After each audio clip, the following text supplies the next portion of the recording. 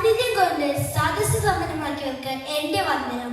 പോരടിച്ചു വിളിച്ചു തലയറുത്തു ചോര ചെന്തി തീ പടർത്തി ചാമ്പലാക്കി വേറിടുന്ന വിജയമെന്തിന്?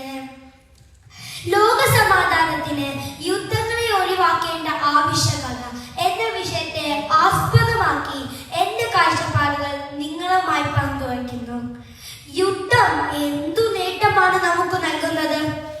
വെന്തു മരിച്ചവന് മുറിവുണങ്ങാത്തൊരാത്മാവ്, അല്ലെങ്കിൽ മുറിഞ്ഞു പോയ കണ്ണുകളുടെ ചങ്ങലക്കിലുക്കങ്ങളെ മാത്രം പ്രതിധ്വനിപ്പിക്കുന്ന ഒരു വിമുഖത. ഉറ്റവരും ഉടയവരും നഷ്ടപ്പെട്ട ചരിത്രം ഒരു ജലരേഖയായി വാർന്നുപോയി. രാജ്യങ്ങൾ തമ്മിലായാലും ജനങ്ങൾ തമ്മിലായാലും യുദ്ധം ചെയ്യുന്നത് നന്നല്ല. യുദ്ധം മാനവരാശിക്ക് ഒരു ശാശ്വത നേട്ടവും ഉണ്ടാക്കുന്നുമില്ല. മറിച്ച് അവിടുത്തെ ജനങ്ങളുടെ സ്വൈര്യ ജീവിതങ്ങൾ താറുമാറാക്കി ആ രാജ്യത്ത് വിളക്കയറ്റവും ക്ഷാമവും ഉണ്ടാക്കുന്നു. പട്ടിണിയും രോഗങ്ങളും വരുത്തിവെച്ച കെടുതികളെ കൊണ്ട് ഇന്നുവരെ രാജ്യങ്ങൾ മുക്തി നേടിയിട്ടില്ല.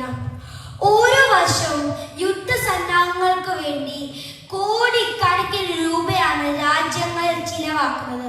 അതിൽ ഒരു പങ്ക് ദാരിദ്ര്യ നിർമ്മാർജ്ജനത്തിനും വികസന പ്രവർത്തനങ്ങൾക്കും ഉപയുക്തമാക്കിയിരുന്നെങ്കിൽ എത്ര നന്നായേനെ.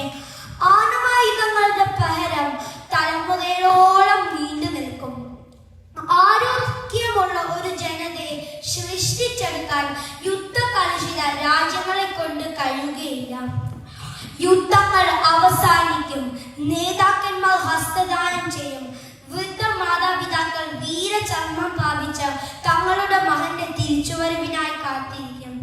നഷ്ടങ്ങളെ അവശേഷിപ്പിക്കുന്നത് ഇരകൾക്ക് മാത്രം. മനുഷ്യരാശി കണ്ട ഏറ്റവും ഭീകരവും വിനാശകരവുമായ യുദ്ധമായിരുന്നു രണ്ടാം ലോക മഹായുദ്ധം. 72 ദശലക്ഷം മക്കളാണ് കൊല്ലപ്പെട്ടത്. അതുപോലെ തന്നെ ഹിരോഷിമ നാഗസാക്കി ദുരന്തങ്ങളും. രാജ്യാന്തര തർക്കങ്ങൾ ചർച്ചയിലൂടെ പരിഹരിക്കേണ്ടതാണ്. ഭീകരവാദികളെ ഒറ്റപ്പെടുത്തുക, അധികാരവർഗങ്ങളുടെ യുദ്ധക്കൊതിയെ ഒറ്റക്കെട്ടായി എതിർക്കുക, പരസ്പര ബഹുമാനം, മനുഷ്യാവകാശ സംരക്ഷണം എന്നിവ സംഘർഷിത അന്തരീക്ഷം ഒഴിവാക്കാൻ സഹായിക്കുന്നു. ലോക സമാധാന ദിനമായ സെപ്റ്റംബർ 21 നാം ആഘോഷിക്കുന്നു. സർവ്വലോക രാജ്യ സ്വപ്നമാണ് ലോക സമാധാനം.